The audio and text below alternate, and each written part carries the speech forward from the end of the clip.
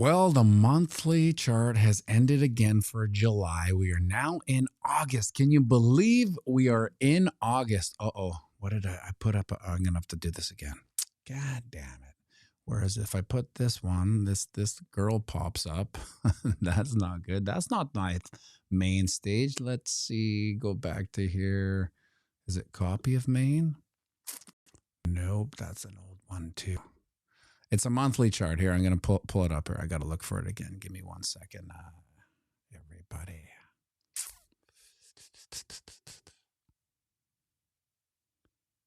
See, it doesn't say monthly chart. It says image.664973. There it is. Okay.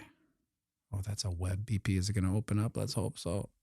There it is. Okay. Now we'll make it a little bit smaller. There we go. Okay. So what we're going to do here is we're going to look over the old monthly chart based on the cycle. When I say cycle, I mean like 2021, 2017, 2013. What we can expect if we are in, a similar range time-wise, So before I made this video, I was just assuming August is brutal, September's brutal, blah, blah, blah. It's going to be another brutal month. Here comes a summer bummer. And when I looked at this chart, I realized, oh, wait a second. So we have 2021 August at 14% or 13.3%. I mean, no one would get excited at a 13% pump from here, although it would be great. We'll take a look at where that will lead us before. And then we go back to 2017. These are the bull run cycles, right? So the bull run cycle, end of the cycle, so to speak. 2017, 65%. That's pretty great. Now, that would be pretty goddamn exciting considering we haven't really done anything for about 6 months. Then you go back to 2013. If you can really 2013, that's kind of like, a high school sweetheart romance. Can we really put any substance behind it? But as we have three metrics, let's go with three. We have 30%. So 30%, 65%, 13%. And then they all basically retraced 8% in September. So except for 2013, it's 2%. But it's still a red month. So basically, it's easy to say September's always brutal, even in a bull run, a parabolic end of a bull run. Let's just call it 8%. So we got 30%, 65%, and 13%. So let's see where that takes us here. Obviously, it's not going to work on the 4-hour chart. Let's go to the daily. Let's go to the weekly, actually, so we'll make this way smaller. So we said, 2021, we saw 13% gain. Where would that take us from here? We would close August at 130. Which is close to our old target of 138. Well, so we should write this in, right? So just so we can remember stuff. 130 end of August. There, we got her. We got her done there. 130 end of August. Now, if we were to copy the 2017, which was 65%, let's see where that takes us. 65%. Are we going to make it? God, I got to make it slower. Make it smaller. There we go. 65%. Copying the 2017 bull run would take us to 191K. Now, that would be pretty goddamn exciting. Orbiting around 200K, we would all be losing our minds. The normies would be super mad that they missed, but that's okay. That's 190 end of August.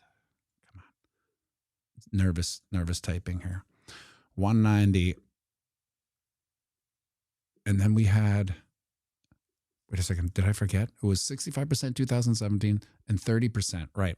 So in between there, 2013 had a 30% gain, would take us to 150. I mean, obviously, we'll take either one of these three. 150 end of August. Now, that would change everything. I mean, it would become hella bullish again for us.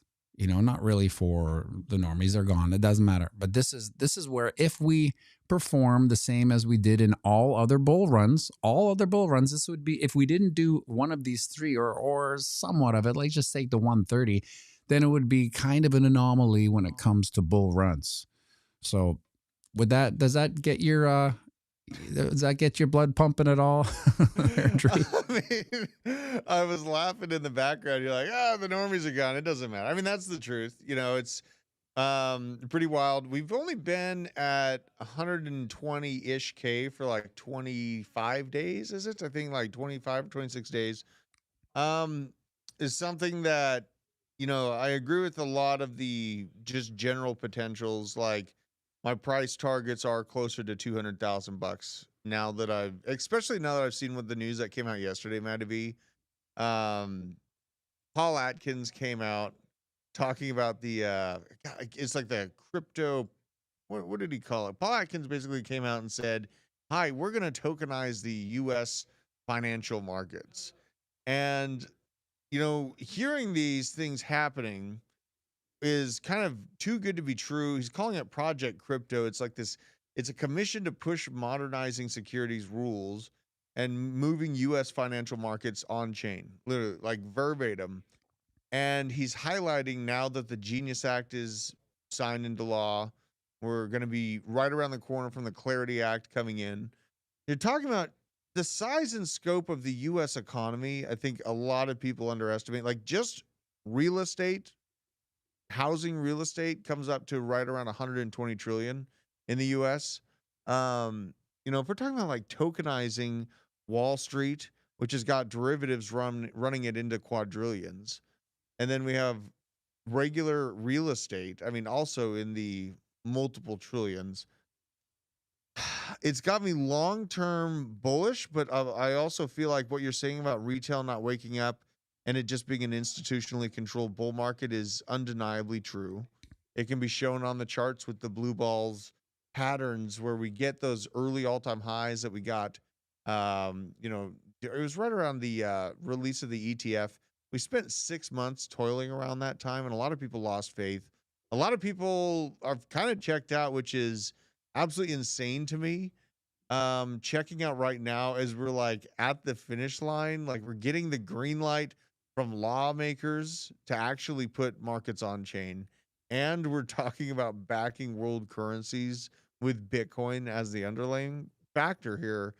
It's incredible to me. Honestly, I can't wrap my head around how people could not be waking up to one of the most obvious plays in investing history. Honestly, it really is feeling that way. Yeah, it's not like it's kind of big and kind of as big as it is the biggest thing that we've ever experienced. And it almost makes me think that there is mind control. The fact that they can simultaneously shut off people's knowledge or interest in this is incredible. And maybe that's just the psychology of investing. You get burned once and you're never back in. But it's insanity. I would have never thought that retail would be so. I see it on all these. Even Natalie Brunell. Yeah, she did a video with someone or with the guy from What Bitcoin Did, Peter McCormick or something like that, and they were talking about how retail has fallen off and things are different since 2021. She's a tall drink of water too. Did you meet her at a Bitcoin conference? No, I did not. Well, I didn't meet her either, but I walked right by her, and of course, I'm always like, "Oh, she's pretty tall." I'd say she's 5'10". Maybe it was heels. Side note. Okay, that's a tall gal. Yeah, there's also something to be said about the amount of distractions that are going on in the media. Yeah. And obviously, like, I'd like to have justice done in the land. We voted to get the files out, right? We're not getting them. And now I don't even believe whatever's about to come out next regarding that whole situation. There's a lot of distractions that have the ability and really that magnetic pull of attention for the average person. I mean, they deal with the dollar signs, but then are also kind of captivated by this circus going on mainstream media. So it keeps a lot of engagement going. You got deportations going nuts. You got the battle of the where's the fat people in the ads now? Now everyone's concerned about hot people in ads again. Like the amount of distraction is incredible. Yeah. And just day to day, just sit back and notice. Like, I mean, you're living your life happily, you're eating steak, and then you open your phone and it's all Sydney Sweeney ads. And then lawmakers complaining about Sydney Sweeney ads. It's a complete distraction. And people that are distracted are going to, this is the extinction of the middle class. What we're seeing over the next 10 years is the extinction of the middle class. And this is done through distractionary tactics, just like what I mentioned there. Absolutely incredible to see. But you know what? I don't want to be too distracted or get my wheels wrapped in the mud on those subjects while there is so much money to be made over the next few years here. These are times where, they say lock in. There's a reason why the guy's leaned in and zoned in on his, trading screen and leaving the rest of the world out, because there's so many distractions going on right now. There's a lot of money that's going to be left on the table, Matty. It's sad, but it is what it is, brother. Yeah, you almost have to wonder, like, as we move forward into this AI world, which is coming at us so fast, is trading all that's left for people when you really think about it? Like sometimes all I want to do is teach Duke everything about trading, but then I go, oh, wait a second, that'll even be AI'd. You won't even have to study, figure out patterns. You can just ask AI, is this a good entry? And it'll tell you. And right now, I'm having my, the honeymoon phase with me and Grok is over, because I realize I can bully it into saying whatever I want. And I'm like, that's not good. Okay. Yeah. This is wrong, Grok. Give me the better answer. It's like, oh, my apologies. Here's the better answer. It's not really the better answer either. So anyway, this is all going to get better, faster, and smarter, to the point where is having any skills really going to matter? It's kind of a sad future when you think about it. Or can you look at the utopian bright side and like life will be easier for everybody? They're going to roll this out. This Neuralink AI setup is a net positive for, people that need it, paraplegics. They're going to say it's for health improvements to the needy, right? And that's how they'll kind of roll it out, in my opinion, to begin with. There is a lot to think about in what you're saying, Matty. I kind of have just leaned into more hillbilly ways. I've tried to just lean that way for the last long while. For me personally, I don't necessarily know what the working landscape is going to be like, because even like an HVAC technician, they can take these, where are my sunglasses at? These things. They can take these glasses and they can look at a certain model of whatever, HVAC system and be like, this is the symptoms, this is the problem, and it'll walk you through the fix. Soon that will be, you know, I don't know how far out, but I could see it happening in 10 years, where you have a Tesla Optimus robot that knows those models and is specifically programmed for these types of tasks, taking even that job away. So you're bringing up some heavy stuff, man.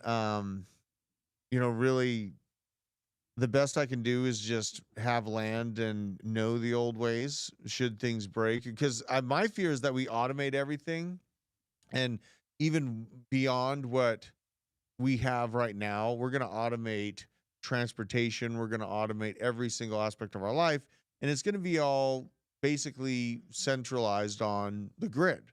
And when we have a situation like that, we have a very big weak point, not only for, let's say natural disasters, but also other nations looking to, shut you down, cut you down at your knees. So that is where I just don't want to see the continued mass automation of everything that we do. I think having a nice balance of analog systems would be my utopian hope.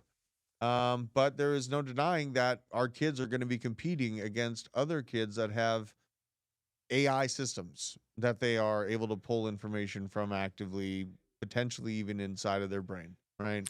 So that's what That's we a got good to think idea, about. actually. Imagine if you could put on these glasses where it's like, hey, Grok, I need to fix this this plumbing issue. This is what's happened. And it would walk you through it. I never really thought of it, but that's coming fast. Oh yeah, Holy smokes. yeah. I mean, it's happening. Carl Elder sent 5 pianomattyb gift member shy. Thank you for the memberships, Carl. Always supporting the channel that could. One by one, we make a difference, Carl. What a guy. Really leaned into that one. Thank you for the memberships, Carl. Yeah, I mean, it's you're bringing up like the best I can think of to do is just to make sure we own property, so self custody the Bitcoin, because I think custody exchange, holding of Bitcoin is going to be a really really hardcore battle. Wouldn't be surprised if Bitcoin reaches a crescendo where it's so valuable that the government wants to seize it from citizens. Right. So I kind of think that is the ultimate goal. That's why, I know you are always saying this, and I always say the self-custody, right? Like, it's the greatest honeypot ever, if you really imagine, like all this. And so what we were talking about earlier about boring against, to me, that's like one of the honeypots that I'm always worried about. It's like, yeah, we'll lend some dirty fiat against your Bitcoin. You just got to hold your Bitcoin over here with us first. Oh, yeah. Oh yeah, and that's the play. Like Coinbase, I mean, gosh, they're holding a lot of Bitcoin. I think BlackRock is over 600,000 Bitcoin, I believe. BlackRock, I saw they were over 5 because they have more than a big chunk. Strategy. Yes, and Strategy, I think they recently came in at around like 620,000 Bitcoin. Those are huge chunks of Bitcoin, though, for Coinbase to be holding. That is where taking the loans against the Bitcoin, I'm not personally going to do it, but I buy tokens of protocols that are powering those systems because I know others are going to do it. So I'll buy Morpho protocol tokens, and then users on Coinbase Go, they take their loan on their Bitcoin, leave the Bitcoin in the Coinbase exchange, and get that USDC for it, this Circle USDC. That's not me doing it, but I'm holding the native token of that ecosystem that's locking up that TVL, producing that yield. So, there's a way I can play around the fringes of the TradFi Bitcoin marriage without having to be completely hardcore in it with my Bitcoin, because the Bitcoin's staying on cold storage. I'm definitely not getting off that rail. But yeah, I mean, I think there's a lot of things coming. Like we're talking about, institutional level access to decentralized exchanges being built out through Coinbase. And I don't think people quite realize how big of a market that could turn into. What we have, in our altcoin sector, the top 100 go down to, there's a couple $100 million market caps make up within the top 100. I think if we get exposed to Wall Street in a truer fashion, like what Paul Atkins is saying with putting what not only stocks on chain, but real estate, things of that nature. We are a toenail to the elephant that is regular finance. That's actually looking to hook their talons into us right now. So from an ethos standpoint and like the cypherpunk movement, I think we lost that plot. But from now, the best thing I can do is self-custody Bitcoin, find the good altcoins that are being chosen. Circle, it's such an inside, group. It's like Goldman Sachs, created, incubated deal that Circle is. It's just the next iteration of a CBDC. We just call it USDC. That's the CBDC right there. And yeah, they're going to end up being married to treasuries, in a big, big way. Our country's going to use these things to extend the U.S. at least, to extend the U.S. fiat dollar. I think we expect a collapse in the U.S. dollar because of the time frame. Everyone talks about the 250-year lifespan of fiat on superpowers, and then it falls away. I think the integration of stable coins actually extends that lifespan out to 300, maybe even 350 years that the U.S. dollar will remain. I think they're just extending the lifespan of the fiat. I have a weird little detour here. I saw Bruce Mai bring up haircuts, and I know you have 4 kids, right? Oh yeah, Oh yeah. Who I've cuts had their him with hair? me at the what's that? Who cuts their hair? So my boy goes to the same barber I do down the street. It's kind of just a local barber. The daughters, my wife handles the haircut, and she's a little touchy on their haircut. And my oldest daughter, she just wants to keep growing her hair. I think the Rapunzel, Rapunzel movie kind of got to her, so she's growing her hair out real long. But yeah, I got my hair cut at a barber. It's the first time I've Hey, been to a what barber happened in a to really long time. your mullet?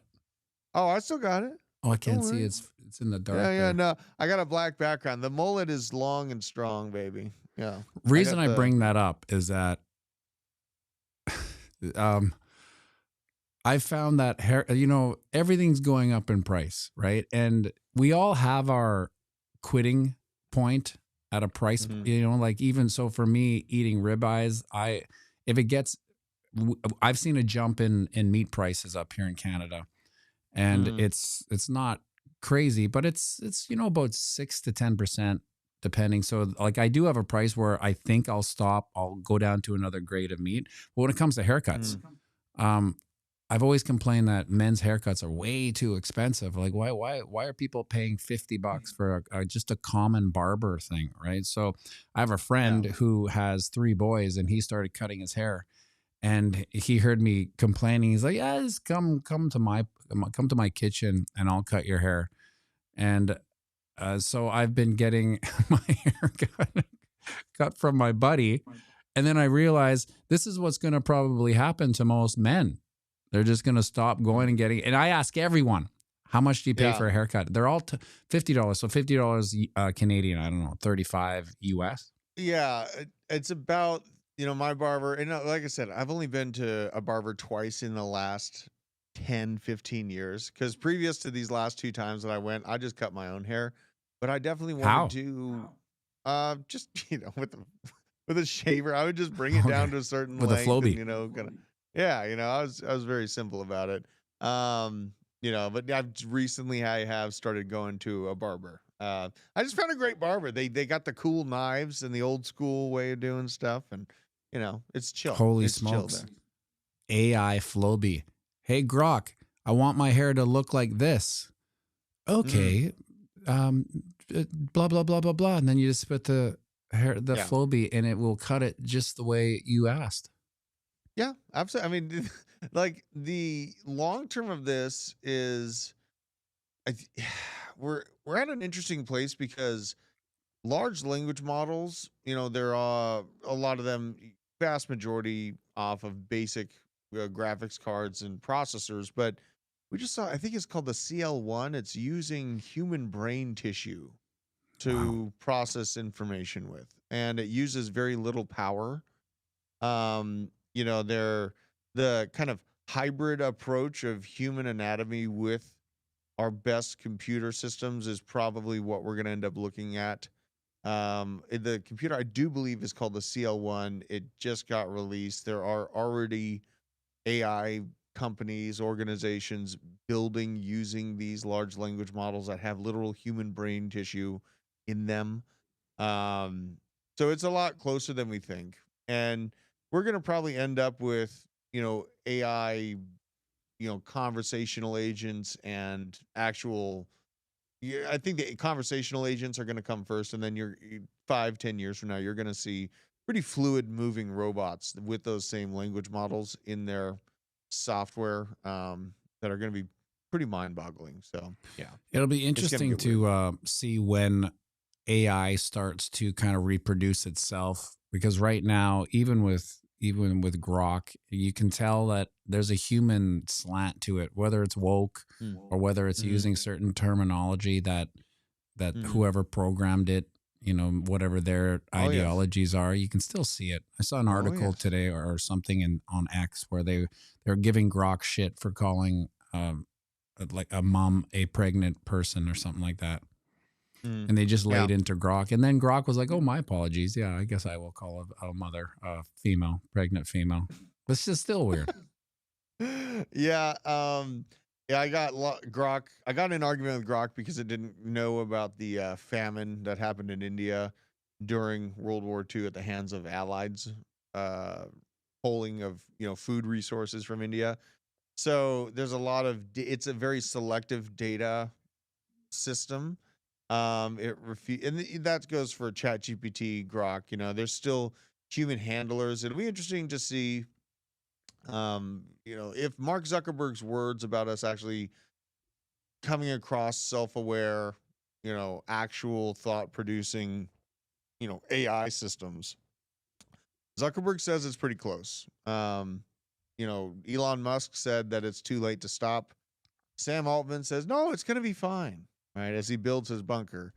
Right. So, we have. It's like the closer it gets, the bigger their bunkers get. Right.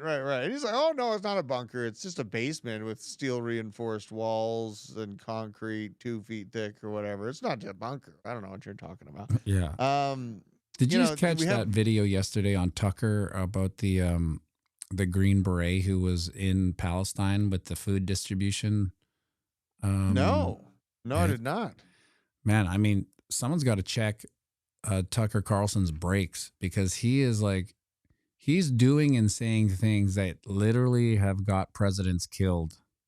Mm-hmm. And he's just way out in the open. It's pretty horrifying. Speaking of that famine in India, like the footage, you should check it out. It's pretty heartbreaking too. Mm-hmm. Absolutely. And I think we need more people acting like Tucker, and I'll find my ways to interject what I need to say.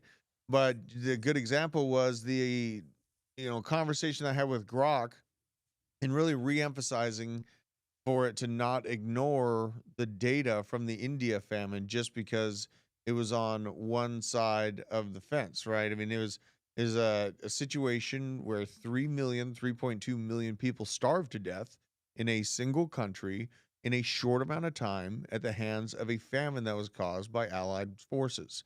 And that is something that gets buried under history books. They don't want to talk about that. You just look over there. Look at how bad that was. Look at how bad this,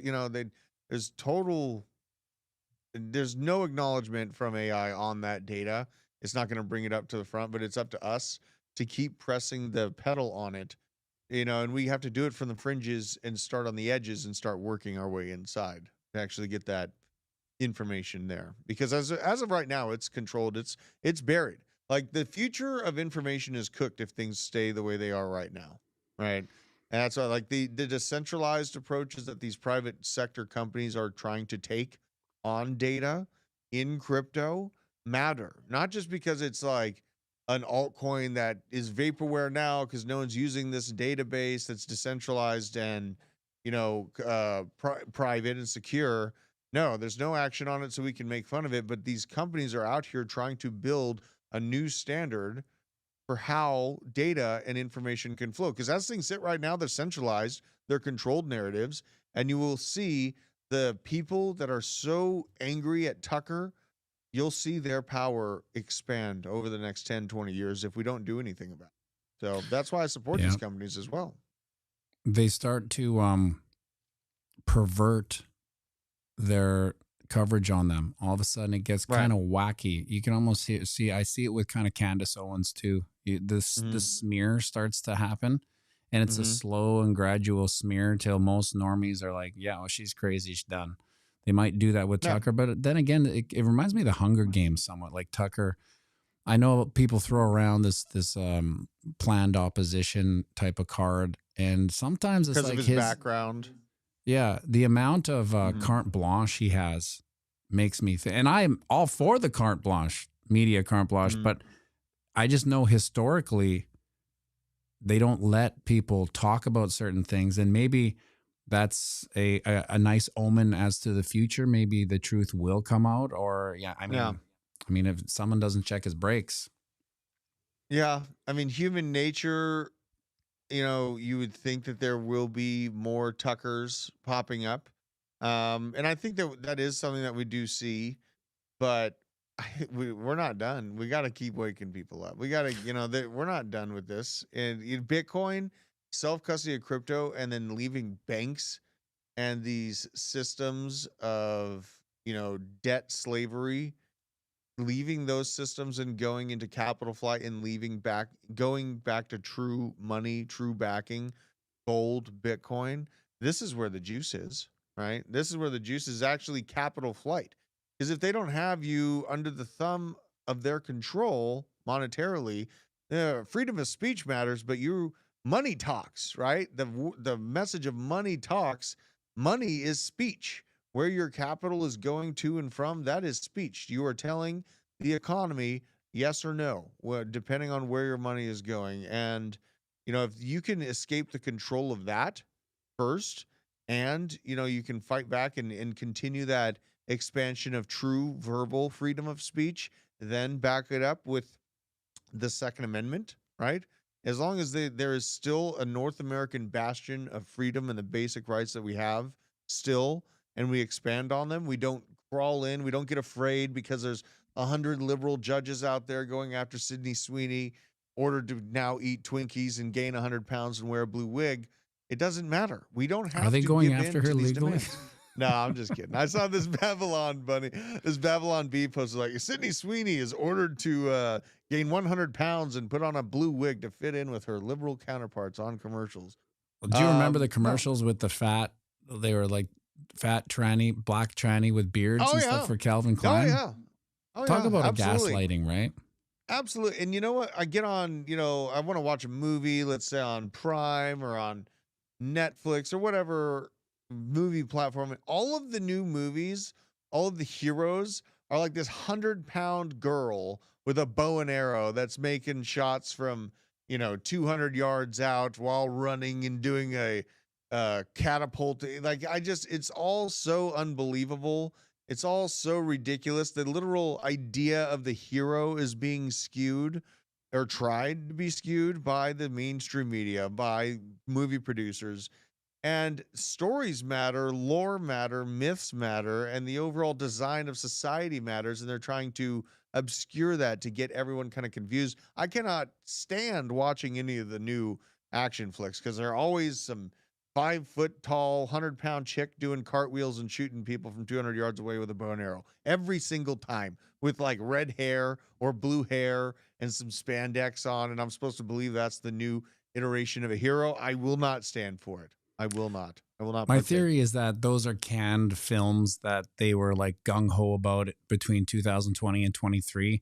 And they're like, they're there. They made them. They spent the money and they're like, well, Right. let's just let's put them out Let's here just and get see this what over with. happens. Meanwhile, instead of cutting their losses, which they should have, and just like let's cut our losses. They're actually probably going to go out of business just trying to make a buck off it. Recoup, like get to zero. And someone's bringing up the one that's right on the top of my mind. The girl in The Last of Us. What a feminist fever dream they turned The Last of Us into. That was an absolutely awesome series they could have made out of The Last of Us.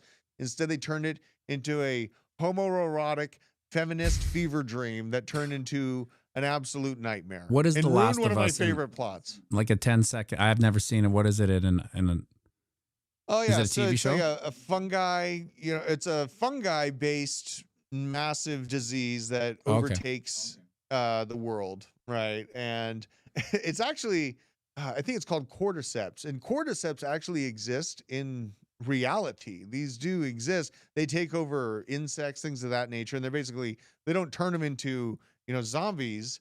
But in the series, in the video game, that's what happened. They turned it into zombies.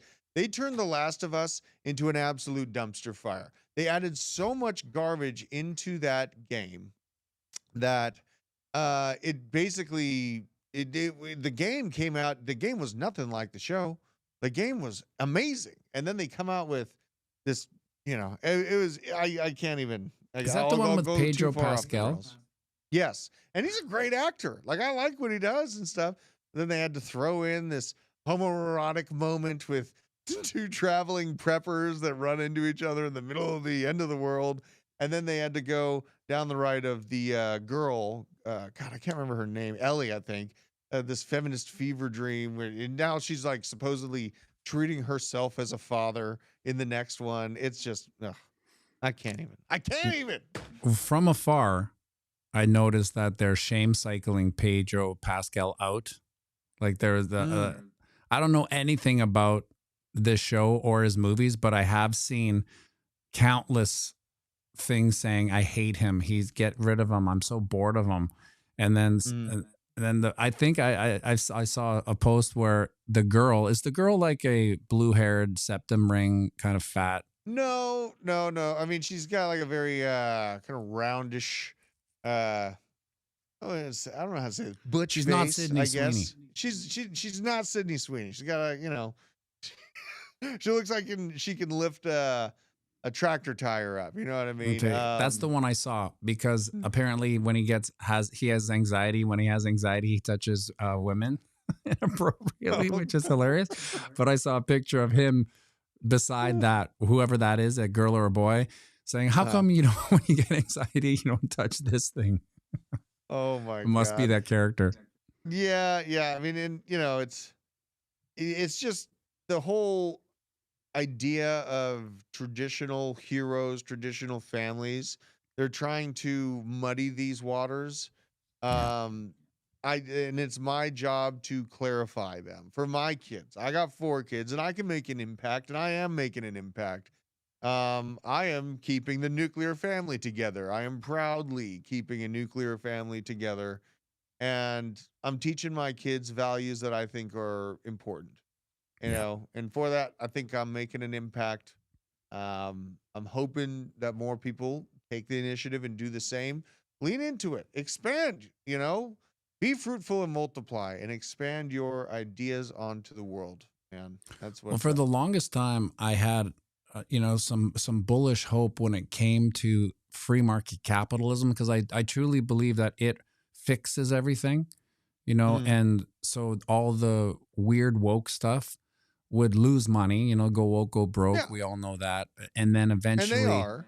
these businesses would have to be like, okay, well, we got to start making money here. Let's go back to what works all the time. But then Mm. I also think we're not in a free market. We don't have free market capitalism. We are in a weird kind of watered down socialism where if you really Mm. think on a global level, if the American citizens pay taxes to a government that sends it all to other countries, Mm. man, that sounds pretty much like communism to socialism. Yeah, absolutely. And I'm not gonna. I know you've been on the edge of blowing the channel up, so I'm not gonna go there. But Okay. I will. Okay, so I we're was gonna do setting this in you a up way there where, with the little T-ball. yeah. So I'm gonna say this in a way where people can look at it. Uh, how do I say this? The country that's at odds with Palestine, Okay. okay, I don't know. It's somewhere has in the a Middle East. I don't know. has a greater vision, and they call it a greater version of that country. Okay. Now, if you look at the activities of the U.S. military, our funding, our past history of insurrections, of coups that we've been able to pull off on different countries, especially think back to Gaddafi in Libya, and now there's a flood of basically an invasion happening in the UK because there's no one standing in between Africa and the UK anymore because that's what Libya was. And now Gaddafi's gone. Though a dictator, he was a dictator that kept that line closed. Um, Most of these actions basically have opened up and been a process piece of a greater expansion of that one country out there in the Middle East. And it's a Somewhere in the real Middle small East. I don't know country. what you're talking Yeah. about, though. Somewhere It's in a the Middle real East. small country, smaller than most states. You'll know the name when you get there. That's Well, the we deal. have really ran the gamut on topics here on this Friday morning. One thing I wanted to go TA wise before we say goodbye. While I'm setting this up, can you let everyone know? Because I had trouble finding your live stream this week. So if things have Oh yeah. changed, yeah. Yeah, so I'm doing my live stream. The Blockchain Basement show has actually moved to Discover Crypto YouTube channel.